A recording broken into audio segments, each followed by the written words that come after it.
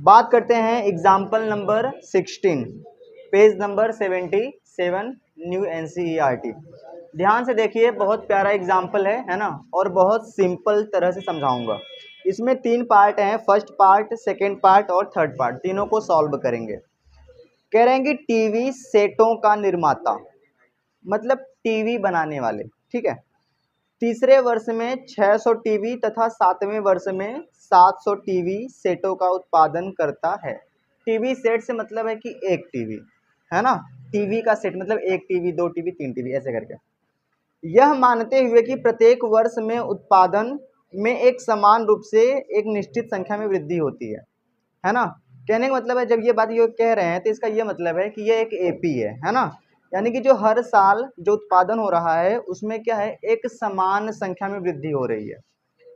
तो हमें ज्ञात करना है प्रथम वर्ष में उत्पादन, उसके बाद दूसरा है 10वें वर्ष में उत्पादन, और तीसरा है प्रथम 7 वर्षों में कुल उत्पादन। देखते हैं सवाल क्या, बड़ा सिंपल है, देखिए, है ना। अच्छा ये बताइए, तीसरे वर्ष में कितनी टीवी बन रही है? 600। A3 का मान कितना है? 600। इसको कहते हैं तीसरा वर्ष, तीसरा पद, जैसे आप समझें। और छठवें वर्ष में, सॉरी 7वें वर्ष में 700 टीवी बन रहा है। बात क्लियर है? और यह मानते हुए कि प्रत्येक वर्ष में उत्पादन जो है वो एक समान रूप से एक निश्चित संख्या में वृद्धि होती है। ज्ञात कीजिए प्रथम वर्ष में उत्पादन। अगर हमारे पास ये 2 चीज दिया है तो हमें पहला सॉल्व करना है ना, तो हम पहला सॉल्व करते हैं। ठीक है जी। देखिए A3 को हम क्या लिख सकते हैं, पहले इसको लिख लेता हूँ 600, और A3 को मैं लिख सकता हूँ A प्लस 2D बराबर 600, है ना। इसको आगे कुछ नहीं कर सकते, ये समीकरण एक इसको क्या लेंगे, है ना। फिर लिख सकते हैं इसी प्रकार A7 कितना है?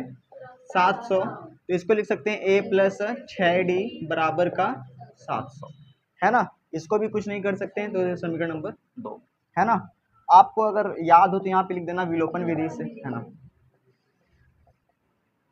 विलोपन विधि से, विलोपन विधि में क्या करते हैं, दोनों समीकरणों को एक के नीचे एक लिखते हैं, है ना, और चाहे प्लस करते हैं चाहे माइनस, उसमें से कोई एक कट जाएगा, है ना, और एक बचेगा, उसका मान आ जाएगा। जब एक का मान आ जाएगा तो उसको पहले समीकरण में रख के दूसरे का मान निकाल लेंगे, जैसे समझा रहे हैं, ध्यान से समझिए। तो हमने क्या करा, हमने समीकरण 2 को पहले लिख लिया, A plus 6D equal to 700, और ये कितना है, समीकरण नंबर 2। इसके नीचे पहला लिख लिया A प्लस 2D और इक्वल टू 600, यह है समीकरण नंबर। अच्छा ये बताइए, अगर इसमें किसकी शकल सेम है? इसकी शकल सेम है ना। अगर मैं माइनस करूंगा तभी तो कटेगा, मतलब A में से A घटेगा, 0 आ जाएगा, यानी ये कट जाएगा। 6D में से 2D निकालेंगे तो 4D, और 700 में से 600 निकाल देंगे तो 100 आ जाएगा। तो साफ साफ दिख रहा है कि D का मान यहाँ से कितना आ रहा है, 700, अरे मतलब 100/4, तो कितना आ जाएगा, 25। तो ये है D का मान। अगर D का मान 25 है तो किसका मान निकालना पड़ेगा, A का मान। लिखेंगे समीकरण 1 से। तो समीकरण 1 क्या है, A plus 2D equal to 600, है ना। तो हम यहाँ पे लिखेंगे A प्लस 2, और यहाँ पे हो जाएगा 25, और इक्वल टू 600। A प्लस यहाँ से कितना हो जाएगा, 50 बराबर 600, A बराबर 600 माइनस का 50, तो A बराबर 550, है ना। तो सवाल में क्या था, पहला सवाल में क्या था, प्रथम वर्ष में उत्पादन, तो ये क्या है, ये प्रथम वर्ष ये तो है, मतलब पहले पद को ही तो प्रथम वर्ष कहते हैं। तो हम इसको लिख सकते हैं, अतः प्रथम वर्ष में उत्पादन, है ना। प्रथम वर्ष मतलब क्या, A1 या A, वो कितना हो जाएगा बच्चा, 550 टीवी सेट। चलिए ये हो जाएगा आपका पहला आंसर। दूसरा आप खुद से कर लेंगे, आप महान इंसान हैं, है ना। इसमें कह रहा है कि 10वें वर्ष में उत्पादन, मतलब किसका मान, किसका मान, A10 का, है ना, A10 का। A प्लस 9D, तो यहाँ पे रख लेंगे A का मान कितना है, 550 प्लस 9, और D का मान कितना है, 25, है ना। इसको सॉल्व कर लेंगे तो जो आ जाएगा वो आपका आंसर हो जाएगा। ठीक है, तो मैं देख के आपको बता दे रहा हूँ, इसका आंसर कितना आएगा, 775 आ जाएगा। ठीक है, टीवी सेट। तो 10वें साल में इतना टीवी बनेगा, है ना। चलिए फटाफट से नोट कर लीजिए। इसमें तीसरा पार्ट देख लीजिए, इसमें क्या लिखा गया है, प्रथम 7 वर्षों में कुल उत्पादन, है ना, मतलब टोटल 7 साल में कितना टीवी बना। ठीक है, इसका मतलब जब ये कह रहा है कुल, कुल का मतलब प्लस, है ना, जोड़ के बताना है आपको, है ना। ये कह रहा है कि 7 वर्षों में, है ना, प्रथम 7 वर्षों में, इसका मतलब ये हमसे क्या पूछ रहा है, S7। बात क्लियर है ना। चलिए, अगर हमें एस में करके कुछ भी निकालना है तो आप ये मत बोलना DNAS में से हमें क्या क्या पता है ना। ध्यान दो, हमारे पास ए पता है, क्या ए है हमारे पास 550, अभी हमने निकाला है। डी कितना है, 25 है, और हमारे पास एन कितना है, 7 है। 3 चीजें मिल गई ना, तो हम आसानी से इसको निकाल सकते हैं।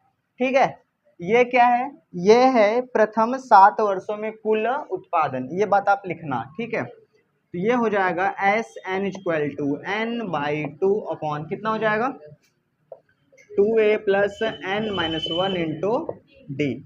तो यहाँ पे हो जाएगा 7 और यहाँ पे 7/2 और 2 और यहाँ पे हो जाएगा 550 प्लस N की जगह हो जाएगा 7 - 1 और D की जगह कितना हो जाएगा, 25।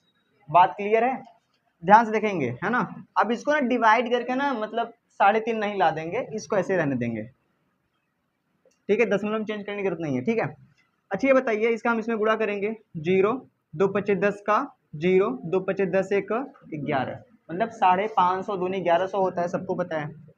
7 में से 1 निकला 6, और 6 का गुणा अगर 25 में कर दे तो 25 छक्का 150, कितना होता है, 150, है ना।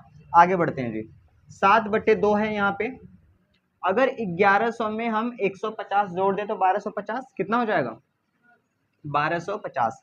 अच्छा, 7/2 और 1250 के बीच में क्या है, गुणा है, 7/2 गुणे 1250, हाँ या ना। इसके बटे 1 कर लें। अच्छा, ये अंश में है, ये हर में है ना, काट सकते हैं, एस को एस काटते हैं, 2 छंग कितना हो जाएगा, 12, 2 दूनी 4 और 2 पच्चे 10, है ना। तो हमारे पास S7 कितना आ जाएगा बच्चा, 7 गुणे 625, गुणा करके देखते हैं, 7 पचे 35 का 5, 7 दूनी 14 3 17 और 7 छंग 42 और 42 1 43, है ना। ठीक है, तो यानी कि ये कह रहे हैं कि प्रथम 7 वर्षों में कुल उत्पादन कितना हुआ है, 4375 टीवी सेट, है ना, है ना। इस बात को लिख लेना, प्रथम 7 वर्षों में कुल उत्पादन। चलिए, ये आपका यहाँ पे सवाल यानी एग्जाम्पल नंबर जो 16 है पूरी तरह से समाप्त हो जाता है।